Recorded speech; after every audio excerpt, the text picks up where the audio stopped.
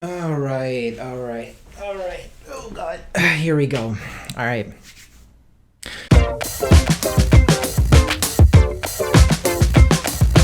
All right, pay attention class. Today we're going to be learning about collabs. This term stands for collaboration, but we're not calling it collaboration because only nerds do that. Now in this class, you're going to be learning about how to collab with different producers and or singers, how to work together even if you have different styles of music, and all about data transfer and ways of collabing. So strap in, pay attention, and start learning, because I ain't got no fucking day.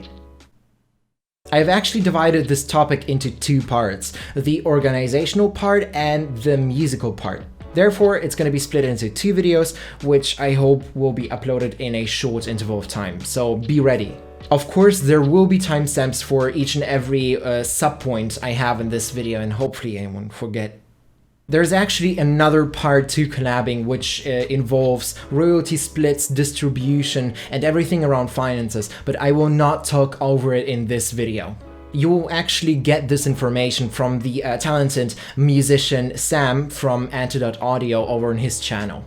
We have decided to show you guys in form of a practical example, and by that I mean we are actually going to be making a song together from scratch, the process behind a collab, including the financial part. So after you've watched this video, hop onto Sam's channel to be up on date on our collab. The link to his channel will be probably somewhere up there. To collab means to work together with a producer to create something new, to create a song that both of you participated in. Not only are you involved in mixing and mastering, for example, but also in the creating of melodies, making ideas, harmonies, as well as arrangements. Essentially, you're creating something that both of the producers are satisfied with. You don't work for a producer, you work with him, and in the end, it benefits you both.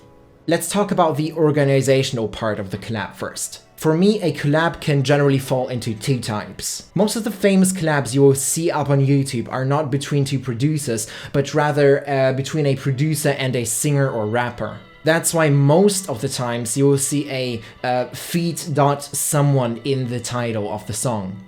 That basically means this someone was involved or featured in the song. Maybe he was singing, maybe he was rapping, whatever he was doing. Sure, you could probably argue about if the producer is actually working for or with the singer, but that all depends on if the singer has his hands in the production as well as the mixing, mastering, and everything else involved.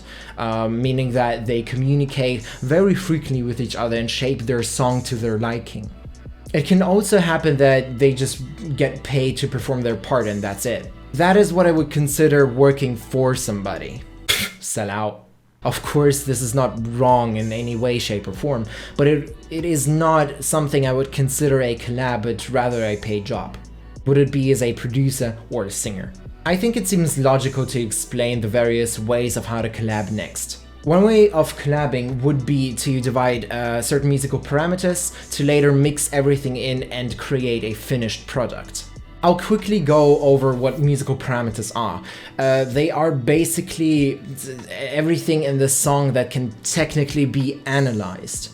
So, for example, one producer makes the harmony and the drums, while the other one makes the melody and the background leads on a guitar, for example, and so forth.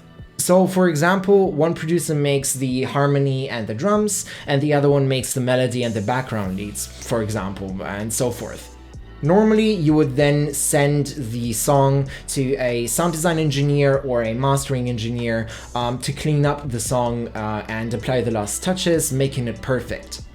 But since normal producers are poor as fuck and they can't afford one of those, they just mix and master themselves. This is how probably 60 to 80% of all collabs play out. Sometimes it can happen that somebody will send you an almost finished song. In that case, all you have to do is probably to just apply the last touches, put your own touch in, add something in that you think the song lacks, or just help out on the mixing and mastering, for example. I would technically call this a collab since both parties were involved in actually making the song, one more than the other though.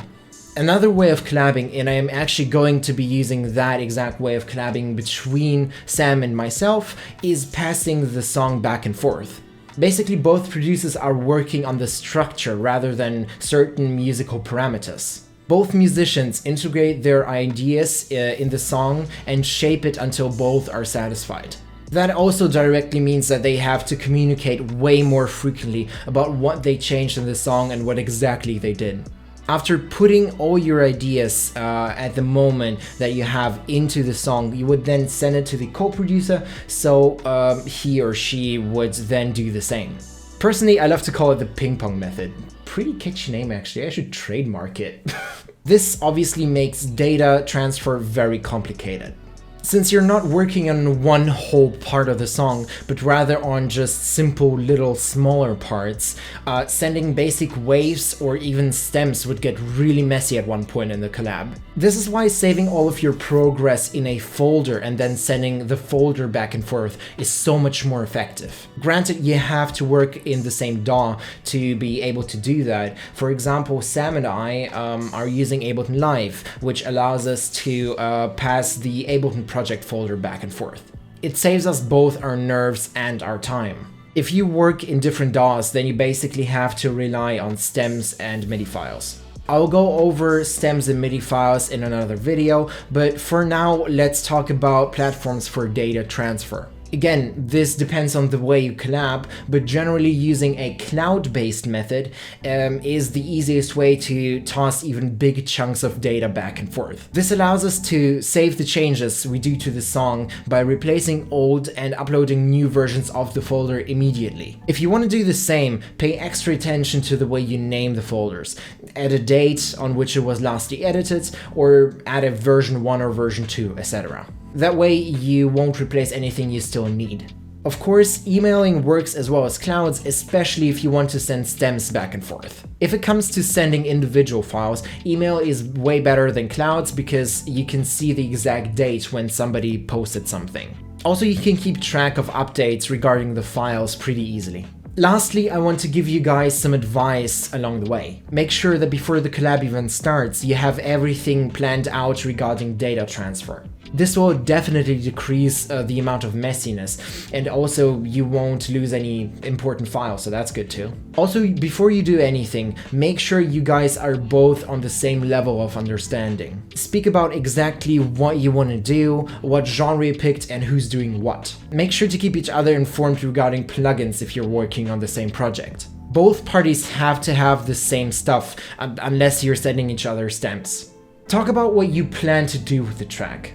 Do you want to release it or promote it? What's the royalty split? Stuff like this. Also, don't go off naming the track by yourself. Discuss the title with your co-producer since it's something both of you created. You've probably noticed, but all that ultimately boils down to this: communicate, communicate, communicate.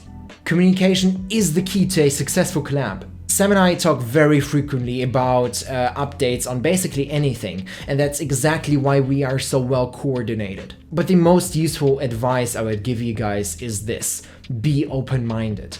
Be ready to embrace change, be ready for new ideas and compromises, because it's not always going to be the way you want it to be. In a collab, there's always going to be two opinions, and not one of them should be unequal to the other. That was everything I wanted to say about the organizational part of the collab. Soon there's gonna be a new video on the musical side of the collab, so meaning everything about stems, genres, and more. Make sure to check out Sam's channel and keeping an eye out for updates regarding a collab, because the first video is going to be on his channel. That was all from me. If you like what you saw, go subscribe, like, and comment a stupid meme maybe.